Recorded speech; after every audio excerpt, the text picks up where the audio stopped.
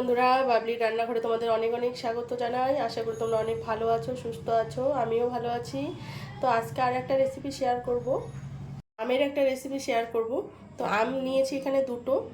এখানে আমি চিনিটা দিয়ে দিচ্ছি। এখানে আমি মিক্সিতে একটু গ্রাইন্ড করে নেব।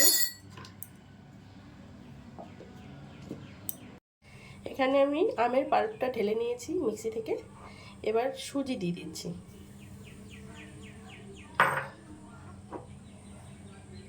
এখানে আমি ময়দা দিয়ে দিচ্ছি 1 বাটি, সুজি 1 বাটি, ময়দা 1 বাটি। এবার আমি শুকনো উপকরণ কিছু দিচ্ছি, একটু লবণ দেব, অল্প লবণ দিলাম, আর একটু মৌরি দেব।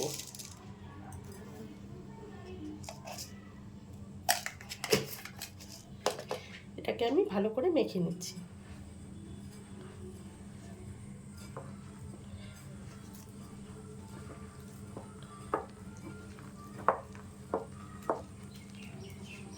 সব কিছু মিশিয়ে নিয়েছি।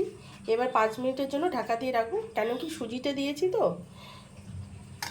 একটু ঢাকা দিয়ে রাখছি। ঢাকাটা তুলে নিচ্ছি। এটা রেডি হয়ে গেছে, এবার ভেজে নেব। কড়াইটা বসিয়ে দিয়েছি, কড়াই গরম হয়ে গেছে। পরিমাণ মতো রিফাইন তেল দিয়ে দিচ্ছি।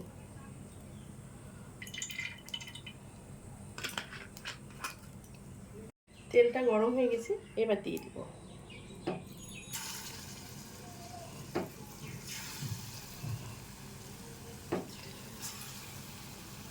আপনারা নিজেদের ইচ্ছে মতো সাইজটা বড় ছোট করে নিতে পারবেন।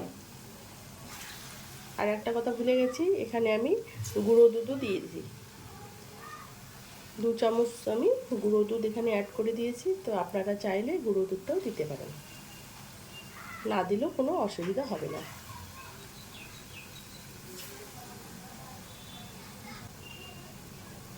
উল্টে দেবো।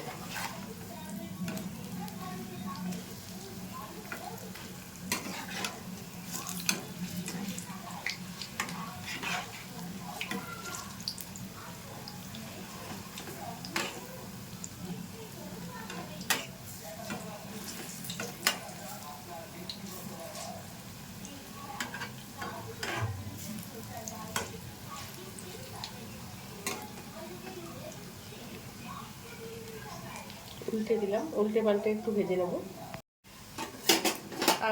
আম বড়াগুলো কিন্তু রেডি হয়ে গেছে, নামিয়ে নিচ্ছি।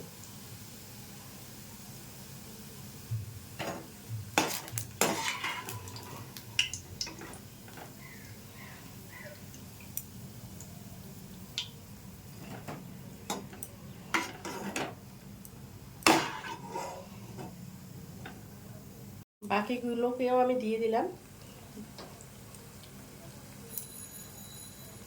উল্টে দিচ্ছি।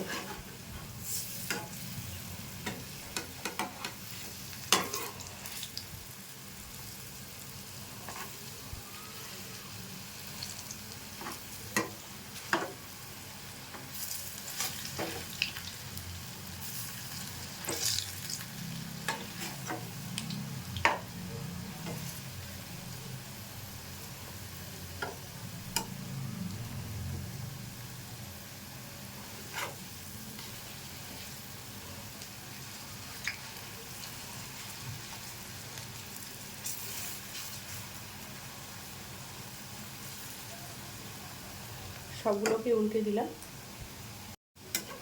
আবারও আমি উল্টে দিচ্ছি। উল্টে পাল্টে লাল লাল করে একটু ভেজে নেব।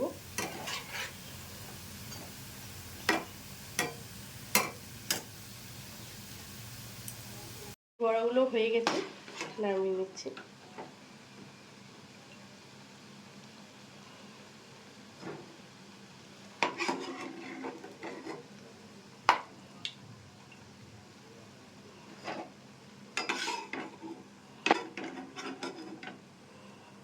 বন্ধুরা, সব বড়াগুলো আমি ভেজে একটা বোলে সার্ভ করে দিয়েছি। এই আম বড়াগুলো খেতে কিন্তু দারুণ হয়। এটা চায়ের সঙ্গেও আপনারা খেতে পারবেন। একবার করে দেখুন, আশা করি ভালো লাগবে। যদি ভালো লাগে লাইক, শেয়ার, কমেন্ট এবং সাবস্ক্রাইব করবেন চ্যানেলটাকে। ফিরে আসছি নতুন কোনো ভিডিও নিয়ে, নতুন কোনো দিনে।